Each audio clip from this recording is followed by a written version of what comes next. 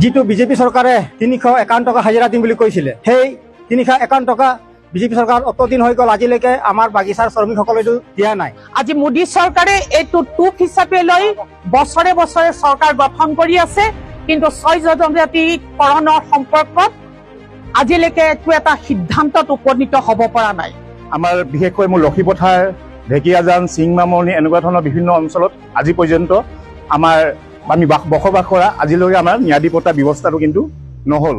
মই আপোনালোকৰ কথা শুনিবলৈ আহিছিলোঁ আৰু মই কথা শুনি গম পাইছোঁ যে আপোনালোকৰ মনত বহুত ক্ষোভ আছে, আপোনালোকৰ মনত বহুত দুখ আছে। মই এষাৰ কথা আপোনালোকক ক'ম যে এই ক্ষোভ আৰু দুখ উপশমৰ গণতন্ত্ৰত উপায় আছে। গণতন্ত্ৰত এখন চৰকাৰক ৰাইজে বনায় আৰু ৰাইজৰ সমস্যা যদি সমাধান নহয়, ৰাইজৰ সমস্যাক যদি চৰকাৰে গুৰুত্বহীন কৰে, সেইখন চৰকাৰক আৰু সেইখন চৰকাৰৰ MLA মন্ত্ৰীবিলাককো ৰাইজে বিচাৰিলে গুৰুত্বহীন কৰি পেলাই ব্ৰহ্মপুত্ৰৰ পানীত দলিয়াই দিব পাৰে।